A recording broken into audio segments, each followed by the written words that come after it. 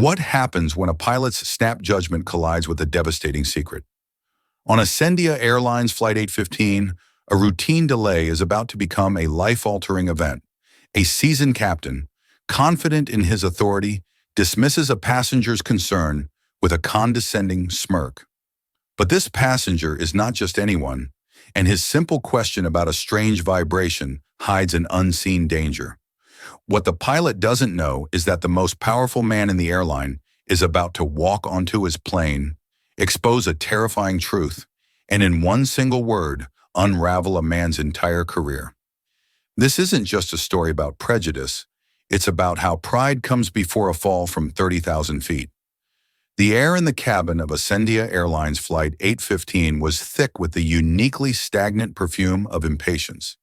A mixture of recycled oxygen, lukewarm coffee, and the collective sigh of 200 souls trapped in a metal tube going nowhere.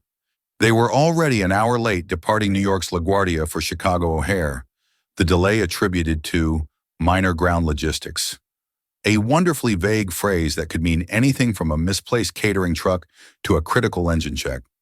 Dr. Jason Roberts, sitting in seat 12A, was more patient than most. He was accustomed to waiting for test results, waiting for anesthesia to take hold, waiting for the delicate, life-or-death moment when a procedure was complete. A surgeon's life was a masterclass in controlled patience. He leaned his head against the cool plastic of the window, the low hum of the auxiliary power unit, a familiar lullaby of modern travel. He was dressed for anonymity, not for the respect his title usually commanded. A simple gray hoodie, comfortable jeans, and worn-out sneakers, the unofficial uniform of someone coming off a grueling 48-hour pro bono surgical marathon at a clinic in the city. His hands, which hours ago had moved with microscopic precision to reconstruct a child's damaged heart valve, now rested calmly on his lap.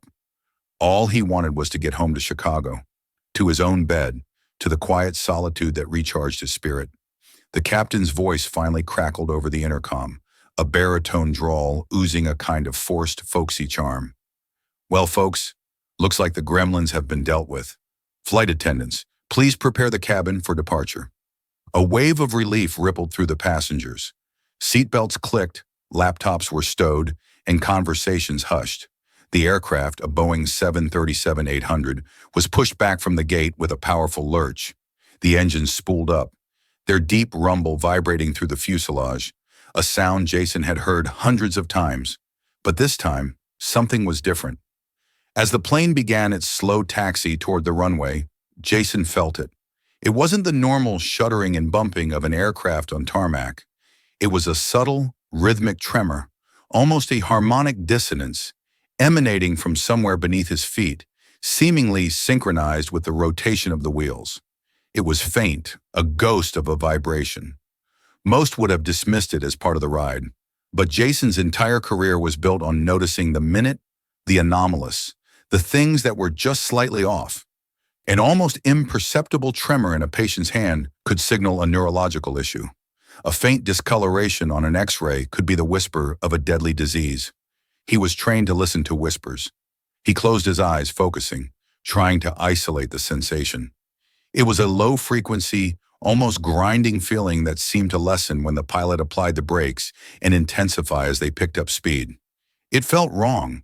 It felt like a bearing with a flat spot, or a misaligned component under strain. He looked around. No one else seemed to notice. A businessman across the aisle was furiously typing on his phone. A young couple in front of him were sharing earbuds, oblivious. The flight attendants were moving through the cabin, their faces set in practiced, reassuring smiles. For a moment, he told himself to let it go. He was a doctor, not an engineer. These pilots were professionals. This multi-million-dollar machine was subject to rigorous checks. His feeling was just that, a feeling. It was probably nothing. Overactive senses, fatigue playing tricks on him. But as the plane made a sharp turn onto the main taxiway, the tremor morphed into a brief, audible groan. It was a sick sound, the sound of metal complaining under a stress it wasn't designed to bear. That was it. The whisper had become a voice. And it was a voice he couldn't ignore.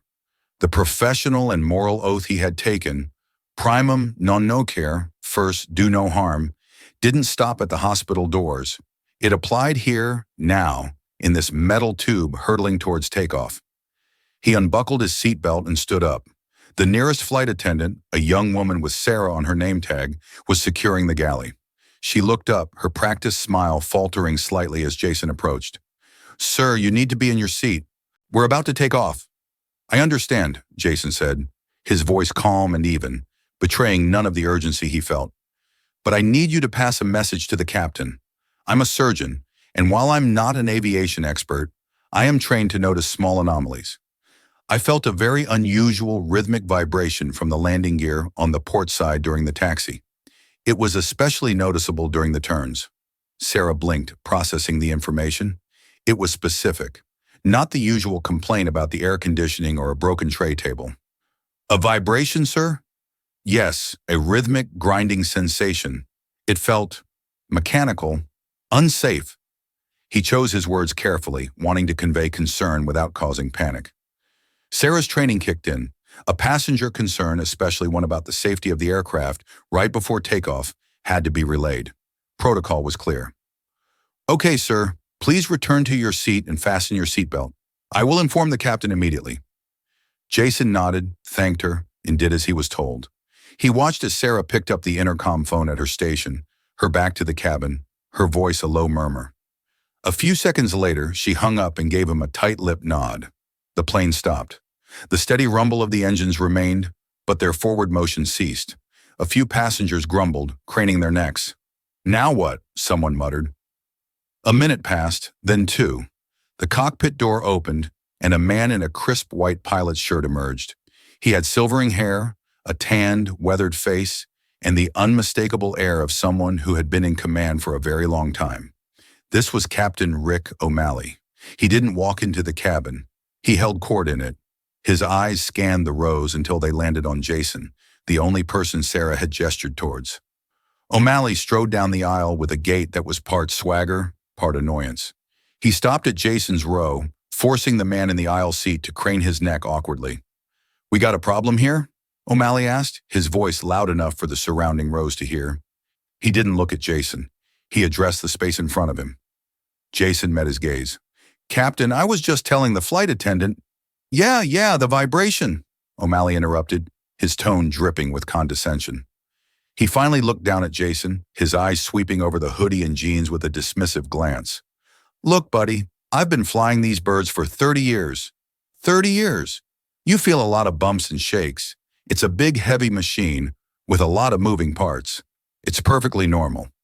"With all due respect, Captain, this wasn't a normal bump," Jason persisted, keeping his voice steady. "It was a cyclical vibration, consistent with the wheel rotation. It suggests a potential issue with a bearing or the gear assembly itself. I strongly advise—" O'Malley held up a hand, a smirk playing on his lips. Whoa. Bearing? Gear assembly?" He chuckled, a harsh, humorless sound. "We got an armchair engineer in 12A, folks." A few nervous titters came from nearby passengers. Jason felt a flush of anger, but suppressed it. This wasn't about him. It was about the safety of everyone on the plane. "My name is Dr. Robert," Jason said, his voice a little colder. "And my concern is for the safety of this flight.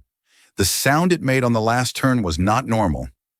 The use of his title had the opposite of the intended effect. O'Malley's smirk widened into a grin of pure derision. "A doctor, huh? Well, Doc, stick to taking temperatures and let me handle the flying. We've got a schedule to keep." He patted the overhead bin with a loud thwack of finality. "Everything on this plane has been checked, double-checked and triple-checked. The only thing wrong here is our departure time. Now are we done?" The dismissal was absolute. It was public. It was designed to humiliate and silence. O'Malley wasn't just disagreeing with a passenger. He was asserting his dominance, painting Jason as an over-anxious nuisance. The way he looked at him, the way he said, "Doc," it was laced with something ugly. It was the quiet, confident racism of a man who saw a black man in a hoodie and instantly decided he was someone to be put in his place, regardless of his words or credentials. "Captain," Jason said, his voice low but intense, I am formally asking you to have the ground crew re-inspect the portside landing gear before you proceed with takeoff. For the record. O'Malley's face hardened. The folksy charm vanished, replaced by cold steel. Your formal request is noted and denied. Now sit back and enjoy the flight, Doctor. He turned on his heel and strode back to the cockpit without a backward glance. The door clicked shut with an air of finality. A heavy, uncomfortable silence settled over the cabin. Jason felt the stares of the other passengers, some sympathetic, some annoyed that he had caused a further delay. He leaned his head back, his jaw tight. He had done what he could. The responsibility now rested squarely on the shoulders of the arrogant man in the cockpit. The engines spooled up again, louder this time. The plane began to move forward, but Jason Robert couldn't shake the sick feeling in the pit of his stomach. It wasn't just the vibration anymore. It was the terrifying realization that the man in control was flying blind. Not because of the weather, but because of his own pride. Captain O'Malley settled back into his command chair, a wave of irritation washing over him. He hated these delays, hated the meddling passengers who thought a Google search made them an expert on aerodynamics. A doctor, for crying out loud, probably a podiatrist who got spooked by a little turbulence on the taxiway. "Everything all right, Rick?" his first officer, David Chen, asked cautiously. David was a good pilot, sharp and by the book, but he was young and still carried a subordinate's deference to O'Malley's decades of experience. "Just some nervous Nelly in 12A who thinks he's a mechanic," O'Malley grumbled, flipping a series of switches with practiced ease. "Thinks he felt a cyclical vibration. Wasted 10 minutes of our time." David hesitated. Sarah said he was very specific about the portside gear. "David, if I aborted takeoff for every passenger who felt something, we'd never leave the ground. The pre-flight checks were clear. The diagnostics are green across the board. The man's wearing a hoodie, for God's sake. He probably thinks the flux capacitor is broken." He keyed the intercom. "Folks, Captain O'Malley again. Apologies for that brief pause. We're number 3 for takeoff. Should be in the air in about 5 minutes." He steered the 737 into the queue for the runway. But as he waited, a nagging thought, tiny as a gnat, buzzed at the edge of his consciousness. The passenger had been unusually calm, unusually precise. For the record, the phrase echoed in his mind. It was what people said when they were preparing for a lawsuit. "Damn it," O'Malley muttered under his breath. Pride warred with procedure. If he took off and nothing happened, he was the decisive captain who kept things on schedule. If he turned back to the gate, he'd look like a fool who let a passenger dictate his actions, and the delay would cascade, earning him a black mark with scheduling. But if, and it was a microscopic, infinitesimal if, something was wrong, the controller's voice crackled in his headset. "Ascendia 815, you are next for departure. Runway 31. This was the moment. Go or no go. 30 years of experience screamed that it was nothing. But the company's increasingly stringent policies, the endless memos about erring on the side of caution, whispered a different counsel. With a curse, O'Malley made a decision rooted not in safety, but in cynical self-preservation. He keyed the mic. "Tower, Ascendia 815 is canceling our takeoff. We need to return to the gate. We're indicating a potential issue with the gear sensor." He lied. A sensor issue was a plausible, no-fault problem that wouldn't point back to a passenger complaint. David Chen looked at him, surprised but said nothing. O'Malley knew the look. It was the look of a subordinate who knew his captain was bending the truth. Over the cabin intercom, O'Malley's voice was a mask of professional regret. "Folks, it seems we have a finicky sensor on the landing gear giving us a faulty reading. Safety is our #1 priority, so we're going to head back to the gate to have our ground crew take a quick look. We sincerely apologize for the further delay." In seat 12A, Jason Robert felt a small measure of relief, but it was tainted with cynicism. A finicky sensor. The pilot was saving face, but at least the plane was turning back. He had won the battle, even if he had been dismissed and humiliated in the process. The other passengers groaned collectively. The flight was becoming a nightmare. As the 737 docked with the gate once more, the jet bridge reattached with a metallic thud. The engines began to spool down. A maintenance supervisor and two mechanics in orange vests were already waiting on the tarmac, summoned by the pilot's call. But then, something highly unusual happened. The main cabin door was opened not by the ground staff, but by the gate agent, who then stood aside deferentially. A man strode onto the plane. He wasn't a mechanic or a flight official. He was in his late 50s, tall and impeccably dressed in a tailored charcoal suit that probably cost more than a month of O'Malley's salary. He had a commanding presence, his face etched with concern and a sharp, no-nonsense intelligence. Every flight attendant in the cabin snapped to attention, their eyes wide with a mixture of shock and terror. This was Jonathan Robert, the founder and chief executive officer of Ascendia Airlines. The cabin fell into a hushed silence. A CEO does not personally board a delayed domestic flight for a finicky censor. His presence was a lightning strike, signaling a crisis of the highest order. O'Malley and David Chen, seeing the commotion through the cockpit's peephole, exchanged a look of dread. "What the hell is he doing here?" O'Malley whispered, a knot of ice forming in his stomach. He quickly unbuckled and smoothed down his uniform, preparing to step out and manage the situation. Jonathan Robert walked a few steps into the cabin, his sharp eyes scanning the faces of the crew, the passengers, and finally the cockpit doors had opened. "Captain O'Malley," Robert said, his voice quiet but carrying the weight of absolute authority. It resonated through the silent cabin. O'Malley stepped forward, forcing a confident smile. "Mr. Robert, an unexpected surprise. We have a small technical issue, sir. Just a faulty sensor. We'll have it sorted and be on our way shortly. No need for you to be troubled." Robert ignored the pilot's placating tone. His gaze was intense, analytical. "A sensor? Is that what you told the passengers, Captain? My information says you returned to the gate because of a passenger concern?" O'Malley's blood ran cold. How could he possibly know that? The call was made on a private channel. Unless someone on the plane had contacted him directly. His mind raced. Who? The flight attendant? Unlikely. He decided to bluff. "There was a passenger who expressed some anxiety, yes, sir. But the decision to return was mine, based on our own instrument readings." It was a weak lie, and he knew it. Jonathan Robert didn't even blink. He held the captain's gaze for a moment longer, a silent judgment that spoke volumes. Then he did something no one could have predicted. He turned his head and his gaze swept down the aisle, past the rows of stunned passengers, until it settled on seat 12A. His expression softened instantly, the hard edge of the CEO melting away to be replaced by something else entirely. Paternal concern. He walked past the frozen Captain O'Malley, down the aisle to Jason's row. He stopped, placing a hand gently on the shoulder of the man in the gray hoodie. The entire cabin held its breath. "Jason," Jonathan Roberts said, his voice now filled with a quiet, personal warmth that contrasted starkly with the icy tone he'd used with the pilot. "Are you all right?" Jason looked up at the man who was, to the world, a titan of industry. To him, he was just Dad. "I'm fine, Dad," Jason replied, his voice clear in the tomb-like silence. "But I'm worried about this plane." Jonathan Robert nodded, then looked over at the ashen-faced Captain O'Malley, who looked like he had just seen a ghost.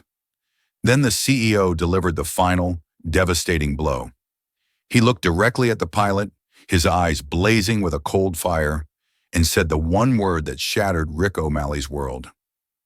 "Son," he said, his voice echoing in the stunned silence of the cabin, his hand still resting on Jason's shoulder.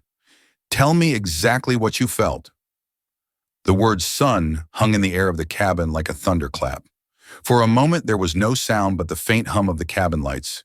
Jaws were literally agape.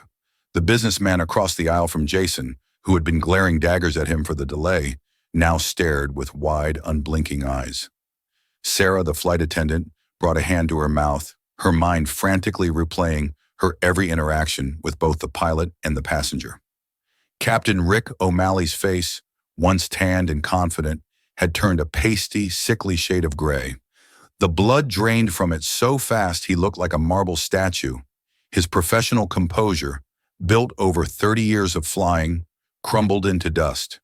The condescending smirk, the dismissive wave, the patronizing "Doc," All of it flashed before his eyes, now recast in a horrifying new light. He hadn't just insulted a passenger, he had publicly humiliated and endangered the son of the man who owned the entire airline. Jonathan Robert kept his attention on Jason, deliberately giving his back to the pilot.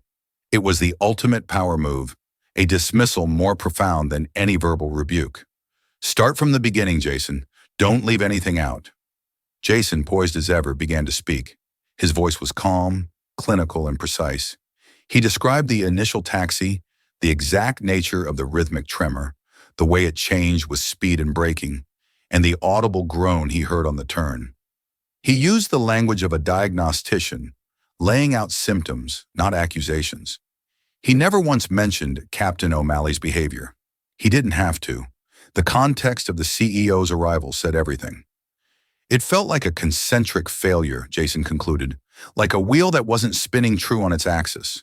The groan was what convinced me it was a material stress issue, not just a loose panel.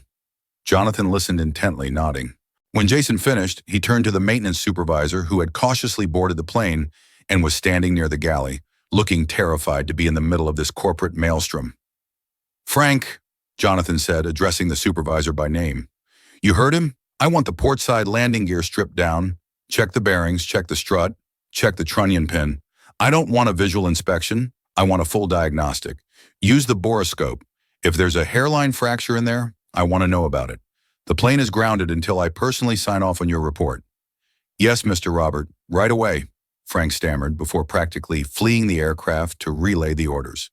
Only then did Jonathan Robert turn his full, undivided attention back to Captain O'Malley. The CEO's face was a mask of controlled fury. "Captain," he began, his voice dangerously low, "you will come with me to the operations center. First Officer Chen, you will remain with the aircraft and file a full, unredacted report of every communication and action taken from the moment the cabin door closed. Is that understood?" "Yes, sir," David Chen said, his voice barely a whisper. He pointedly refused to look at his captain. O'Malley found his voice, a desperate, raspy croak. "Mr. Robert, Jonathan, I was just following procedure. I assessed the situation. I made a judgment call." "Your judgment call was to ignore a specific, credible safety concern from a passenger." Robert cut him off, his voice like chipping ice. "Then your judgment call was to lie about it to the tower and to your passengers. And your final judgment call was to publicly belittle the man who was trying to prevent a potential catastrophe. You didn't see a concerned passenger, Captain. You saw a young black man in a hoodie, and you dismissed him out of hand. Did you even ask his name?" O'Malley's silence was his answer. "His name is Dr. Jason Robert," Jonathan said, the words landing like hammer blows. "He is one of the country's leading pediatric cardiothoracic surgeons. His entire life is about observing minute details that other people miss. And you called him Buddy and told him to stick to taking temperatures." He paused, letting the weight of O'Malley's failure suffocate him. "My son's presence on this plane is a coincidence. Your incompetence, however, is not. Get off my plane." The last four words were delivered with such finality that O'Malley physically recoiled. He looked around, his eyes pleading, but he found no allies. The passengers stared at him with contempt. His own flight crew looked at the floor. He had lost command of his ship, his career, and his dignity in the space of 5 minutes. Defeated, he turned and walked the longest, most humiliating walk of his life, off the jet bridge and into a future that had suddenly become a terrifying unknown. Jonathan Roberts' demeanor softened again as he turned back to the cabin. He addressed the passengers. "Ladies and gentlemen, on behalf of Ascendia Airlines, I want to personally and profoundly apologize. First, for this unacceptable delay, and second, for the conduct you just witnessed. Your safety was compromised today, not by a mechanical fault, but by a human one. We will make this right." He turned to the gate agent. "Arrange for meal vouchers for everyone, and rebook anyone who wishes to cancel on the next available flight with any airline at our expense. For those who choose to wait, we will keep you updated. Thank you for your patience." He looked back at Jason, a flicker of pride and fear in his eyes. "Let's go, son. We'll wait in the lounge." As Jason stood up to follow his father, the businessman who had been scowling at him earlier reached out and touched his arm. Hey, man, he stammered, his face flushed with shame. I, I'm sorry, thank you. You probably saved our lives. Jason simply nodded. He didn't need the apology, but he acknowledged the sentiment. As he and his father walked off the plane, a spontaneous ripple of applause broke out in the cabin. It was for him, the anonymous man in the hoodie who saw something, said something, and refused to be silenced. The Ascendia Airlines Executive Solstice Lounge was a world away from the crowded gate area. It was an oasis of muted lighting, plush leather armchairs, and the quiet clink of glasses. Jonathan Robert led Jason to a private corner, a glass of water appearing in his hand as if by magic, delivered by a deferential attendant. The PR team is already trying to spin it, Jonathan said, rubbing his temples as he looked at the flood of messages on his phone. Captain followed precautionary protocols. CEO personally oversees passenger safety. They're trying to bury the real story. Which is what? Jason asked, taking a sip of water. That a pilot was arrogant? That a pilot's prejudice nearly flew 200 people into a disaster, Jonathan corrected him, his voice grim. It's not just about O'Malley being a jerk, Jason. It's about the culture. A culture where a captain's ego is valued more than a valid concern from a passenger who doesn't look the part. I've been fighting to change it for years. Their conversation was interrupted by Jonathan's phone buzzing with a call he answered immediately. Frank, talk to me. He listened, his expression growing darker with every passing second. He didn't say much, just a series of terse, go on and I see. Finally, he said, document everything. Photos, measurements, the works. Get statements from the entire ground crew that did the initial pre-flight check. I want to know how it was missed. Thank you, Frank. He hung up and looked at his son, his face pale. You were right, he said, his voice heavy. It wasn't a sensor. It wasn't a loose panel. It was a hairline fracture on the forward trunnion pin of the portside landing gear. The pin that holds the whole assembly to the wing strut. Jason felt a chill, despite the comfortable temperature of the lounge. A trunnion pin? The stress of takeoff, the sheer force of the wheels lifting off the runway at over 150 miles per hour could have caused it to shear completely. The entire landing gear assembly could have collapsed back into the wing, rupturing fuel lines. The best-case scenario is we make an emergency landing and the gear doesn't deploy. The worst case, Jonathan didn't need to finish the sentence. They both knew the worst-case scenario was a catastrophic fire and a crash. The rhythmic vibration Jason had felt was the fractured pin groaning under the strain of every rotation of the wheel. It was missed on the pre-flight, Jonathan continued, thinking aloud, which means it's either a brand new fracture or the inspection was pencil-whipped. Either way, O'Malley had the final chance to catch it. He had the information delivered to him on a silver platter, and he threw it back in your face. The two men sat in silence for a moment, contemplating the thin line between a delayed flight and a national tragedy, a line that had been held intact only by Jason's refusal to be dismissed. Meanwhile, in a sterile, windowless office in the airport's operations center, Rick O'Malley's world was being systematically dismantled. He sat across a table from a stone-faced vice president of flight operations, a humorless woman named Eleanor Vance, and a union representative who looked more resigned than supportive. Captain O'Malley, Vance began, sliding a thin file across the table. This is your preliminary incident report. It contains a statement from First Officer Chen, 3 flight attendants including Ms. Peterson, and initial statements from 6 passengers in the surrounding rows. O'Malley opened it. The words blurred together, but the theme was consistent. Condescending, dismissive, made a joke about him being a doctor, refused to listen. David Chen's statement was the most damning. It was a purely factual, second-by-second account that highlighted O'Malley's immediate dismissal of the concern and his subsequent lie to the control tower. David hadn't editorialized. He had simply stated the facts, and the facts were a guillotine. First Officer Chen is a backstabbing coward, O'Malley spat. First Officer Chen followed protocol by providing an accurate statement, Vance corrected him icily. Something you failed to do at every single step of this incident. According to him, you overrode his suggestion to at least consult the maintenance logs for the aircraft's recent history. It was a judgment call, O'Malley insisted, his voice rising. I am the captain. I make the calls. And you made the wrong one, Vance said flatly. Your 30 years of experience should have told you that a specific, technical-sounding concern is always worth a second look. Instead, your personal bias made the decision for you. This wasn't a pilot making a decision. This was a man making a snap judgment about another man based on his appearance. The union rep cleared his throat. Rick, we can fight this on procedural grounds, but the optics are terrible. Optics? O'Malley laughed, a ragged, desperate sound. My career is being torpedoed because the kid I told off happens to be the CEO's son. This is a witch hunt. Vance leaned forward, her eyes narrowing. Let me be crystal clear, Captain. If Mr. Roberts' son hadn't been on that plane and you had taken off, this would not be a disciplinary hearing. It would be a National Transportation Safety Board investigation with 200 fatalities. You are not the victim here. You are the nexus of a catastrophic failure in judgment.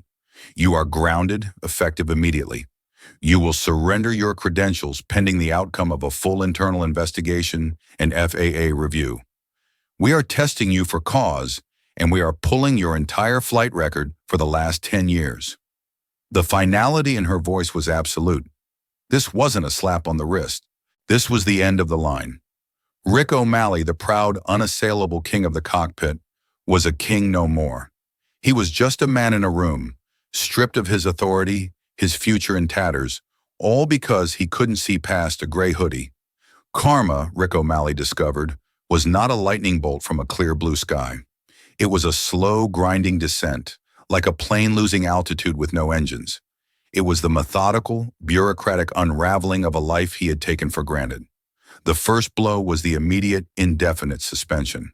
He was escorted off airport property like a common criminal, his ID badge deactivated before he even reached the parking lot. The for cause drug and alcohol test came back clean, but it was a hollow victory. The investigation was the real threat. Ascendia's investigators, led by the relentless Eleanor Vance, were mercilessly thorough. They pulled his flight logs, his training records, his simulator performance reviews, and, most damningly, his past passenger complaint files. A pattern emerged. 3 years ago, a female passenger with a PhD in physics reported a strange whistling sound from a wing flap during descent. O'Malley had logged it as anxious passenger normal wind noise. The subsequent maintenance check, mandated by a diligent first officer, found a loose actuator bracket. 5 years ago, a young Middle Eastern man had tried to tell him about the smell of ozone in the cabin near an electrical galley. O'Malley had him profiled by security as a potential troublemaker. The smell was later found to be a dangerously overheating coffee maker that had to be replaced. In both cases, and in a half dozen others, the complaint came from someone O'Malley did not deem credible: women, young people, people of color. The complaint was dismissed, the person belittled. The only difference was that this time, the target of his scorn had a direct line to the CEO. His union, while obligated to represent him, was fighting a losing battle. The evidence was overwhelming.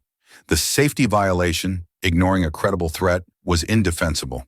The lie to the control tower was a breach of FAA regulations.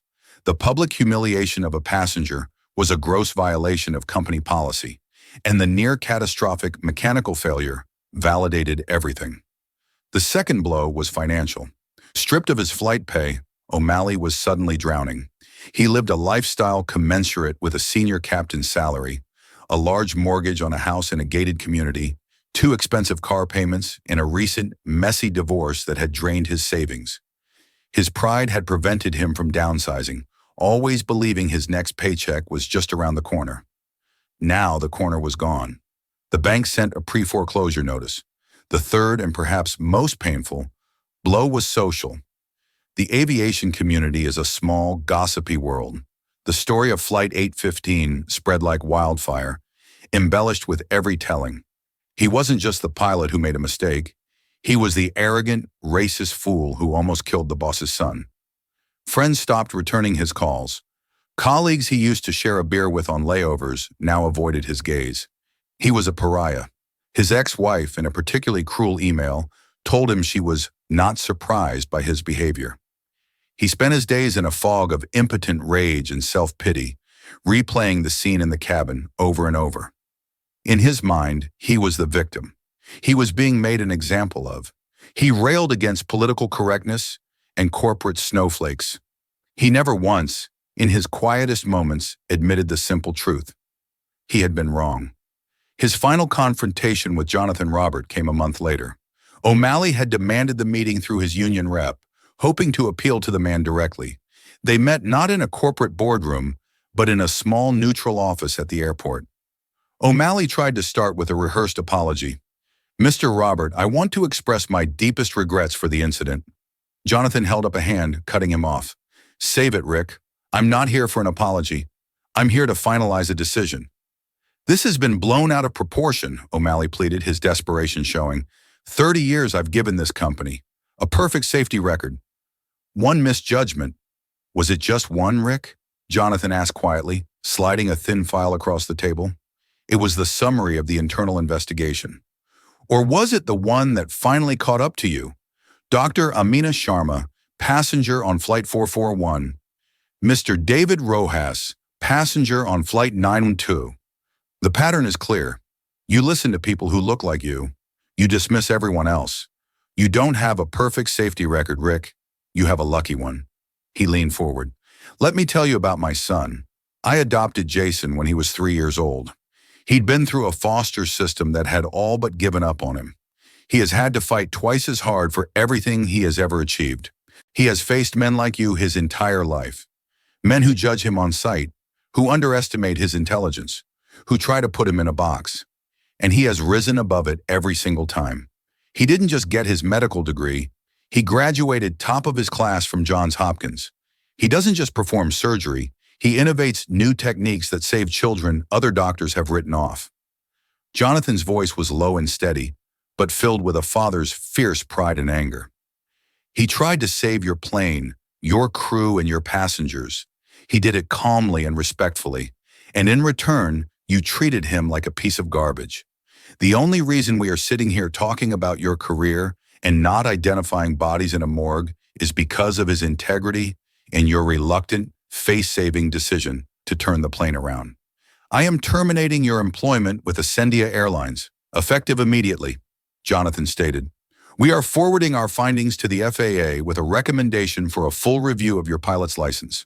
Your pension is protected by law, but all stock options and bonuses are forfeited. The company will not be contesting your unemployment claim. We want nothing more to do with you. The karma was complete. It wasn't just the loss of a job. It was the total systemic erasure of his professional identity. He had built his entire sense of self on being Captain Rick O'Malley. Now he was just Rick O'Malley, a disgraced, unemployed pilot whose name was a cautionary tale whispered in cockpits and break rooms. He had fallen from his 30,000-foot throne and hit the ground hard. The fallout from Flight 815 was not a quiet affair.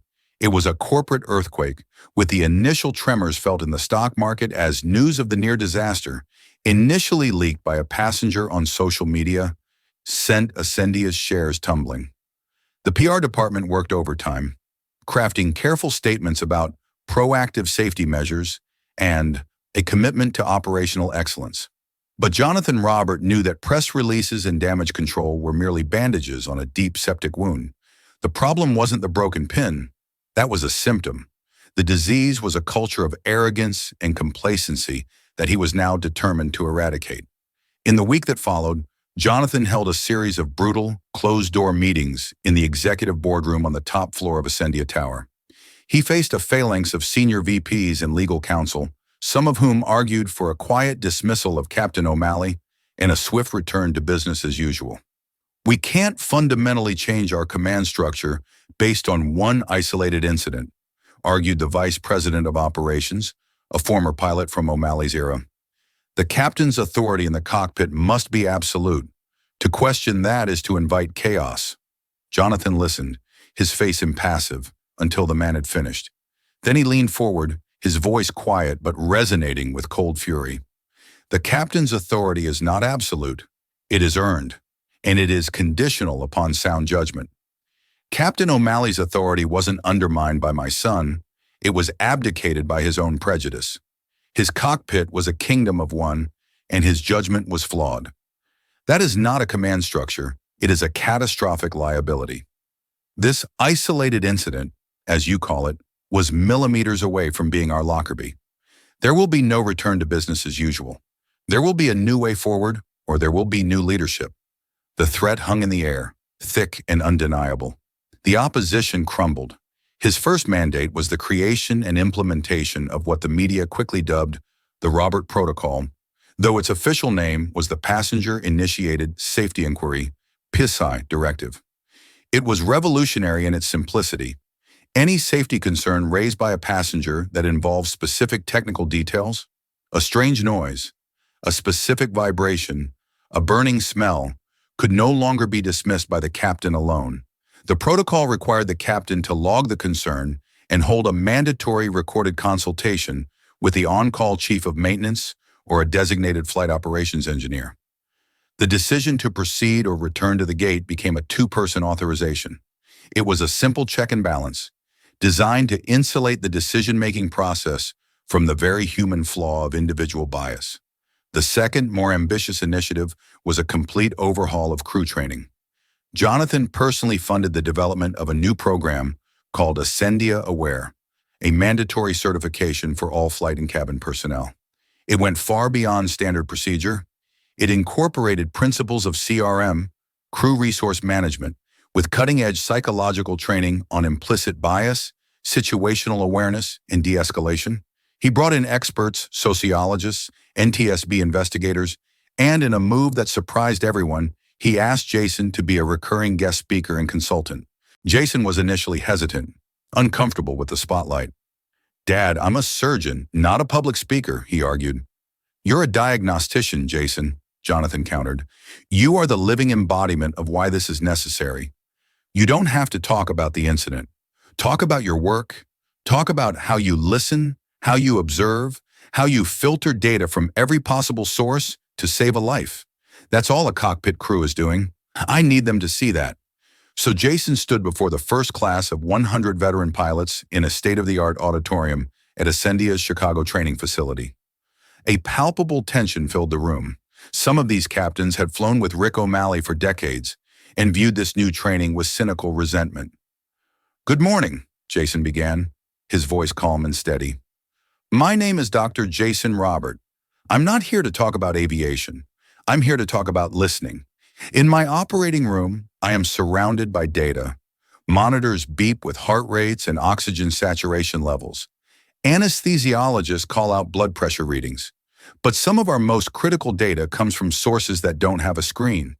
It can come from a first-year resident who notices a barely perceptible tremor in a patient's hand, or a veteran nurse who says, 'Doctor, the skin pallor has shifted in the last 10 minutes. It can even come from a frantic parent who tells me, 'He made this strange grunting sound last night.' My job isn't to evaluate the credentials of the person giving me the information. My job is to evaluate the information itself. That grunt, that tremor, that subtle change in color. Those are all whispers of a potentially fatal problem.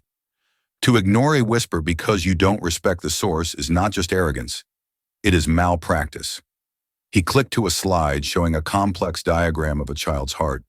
"Your aircraft is my patient. You are the surgeons.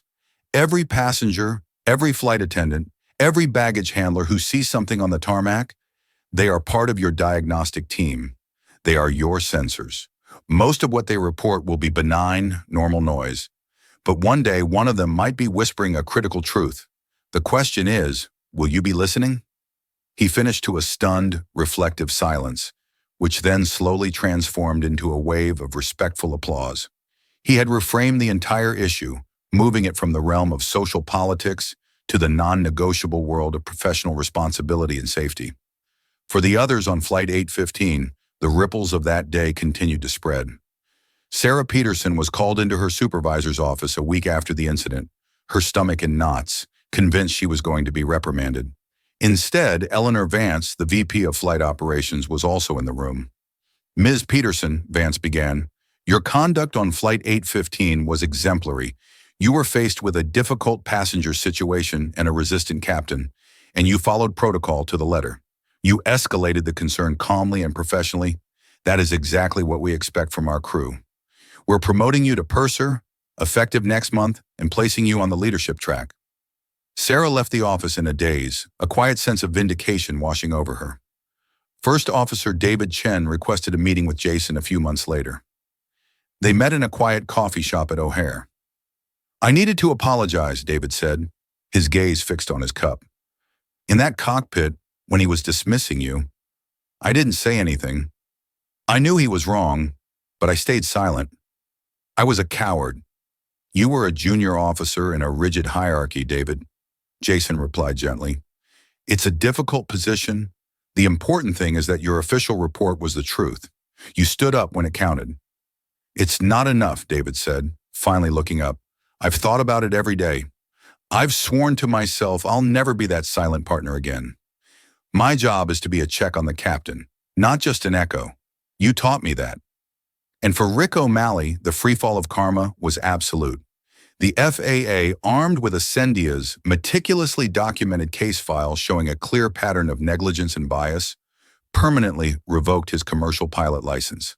He fought it, but it was hopeless. He was a pariah. He sold his house, cashed out his pension at a penalty, and moved to a dusty town in Arizona. He eventually found a job at a small, independent flight school that catered to wealthy hobbyists. His new cockpit was the cramped, sun-faded interior of a 30-year-old Cessna 172. His days were spent teaching basic maneuvers to bored teenagers and retired dentists. Sometimes from the runway of his tiny airfield, he would see the gleaming form of an Ascendia 737 climbing into the sky from Phoenix Sky Harbor.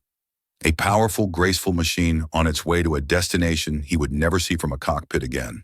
The sight filled him with a bitter, bottomless resentment for the man in the hoodie who had cost him everything, never once acknowledging the truth. He had done it to himself.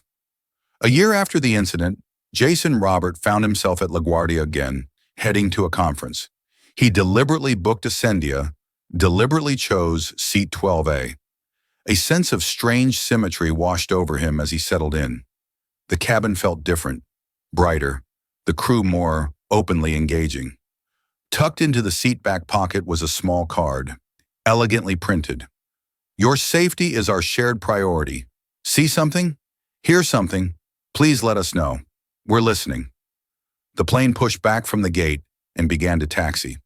As they neared the runway, the captain's voice came over the intercom. It was a woman's voice, imbued with a calm, unforced authority. "Good morning, everyone, and welcome aboard Ascendia Flight 212 to San Francisco. This is Captain Eva Rostova speaking. Looks like a clear day ahead of us, and we should have a smooth ride. I'd like to take a moment to thank you for flying with us. As a reminder to both passengers and crew, our cockpit operates under the Ascendia Wear and Robert Protocol directives.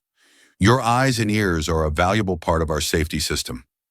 If anything at all during our flight concerns you, please do not hesitate to bring it to the attention of our excellent cabin crew. We are all in this together, and we are always listening."